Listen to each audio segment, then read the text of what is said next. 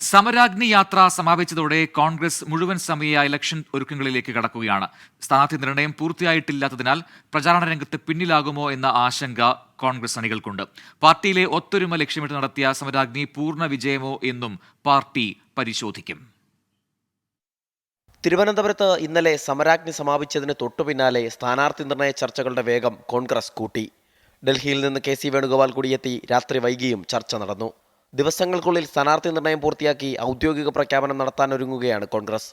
ഭൂരിഭാഗം സീറ്റുകളിലും സ്ഥാനാർത്ഥികളുടെ കാര്യത്തിൽ ധാരണയായെങ്കിലും ഔദ്യോഗിക പ്രഖ്യാപനമില്ലാത്തതിനാൽ പ്രചരണം ആരംഭിക്കാൻ കഴിയാത്ത സ്ഥിതിയാണ്. LDF റോഡ് ഷോ ആരംഭിച്ച പശ്ചാത്തലത്തിൽ ആദ്യഘട്ട പ്രചരണത്തിൽ പിന്നിലായി പോകുമെന്ന പരാതി അണികൾക്കുണ്ട്. ഇതുൾപ്പെടെ പരിഹരിക്കുകയാണ് നേതാക്കളുടെ ലക്ഷ്യം. അതേസമയം പാർട്ടിയിൽ ഐക്യമൂട്ടിയുറപ്പിക്കാൻ KPCC അധ്യക്ഷനും പ്രതിപക്ഷ നേതാവും ഒന്നിച്ചു നടത്തിയ യാത്ര ഗുണത്തേക്കാളേറെ ദോഷം ചെയ്തുവെന്ന മുറുമുറുപ്പ് പാർട്ടിക്കുള്ളിലുണ്ട്. വാർത്താസമ്മേളനത്തിനിടെയുണ്ടായ K. സുധാകരന്റെ അസഭ്യ പരാമർശ വിവാദമാണ് ആദ്യം ജാഥയുടെ നിറം കെടുത്തിയത്.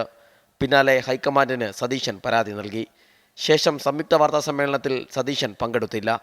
ഒടുവിൽ സമാപന സമ്മേളന വേദിയിലും ഇരുവരും തമ്മിലുള്ള സ്വാരസ്യം പരസ്യമായി. സീറ്റിൽ നിന്ന് നേരത്തെ എഴുന്നേറ്റ് പോയ അണികളെ വിമർശിച്ച KPCC അധ്യക്ഷനെ പ്രതിപക്ഷ നേതാവ് തിരുത്തി. ഇതും പാർട്ടിയിൽ ചർച്ചയായിട്ടുണ്ട്. ഇരുവരും തമ്മിലുള്ള പ്രശ്നം വേഗത്തിൽ പരിഹരിച്ചില്ലെങ്കിൽ ലോക്സഭാ തെരഞ്ഞെടുപ്പിന്റെ സാധ്യതകളെ ബാധിക്കുമെന്ന് മുതിർന്ന നേതാക്കൾ ചൂണ്ടിക്കാട്ടുന്നു. 24 തിരുവനന്തപുരം. ലോകത്തെവിടെയായാലും ഏത് സമയത്തും 24 വാർത്തകളും ഓഗ്മെന്റഡ് റിയാലിറ്റി പാക്കേജുകളും എക്സ്പ്ലെയിനറുകളും വിശദമായി കാണാൻ ഞങ്ങളുടെ YouTube ചാനൽ നിങ്ങൾക്ക് സബ്സ്ക്രൈബ് ചെയ്യാം.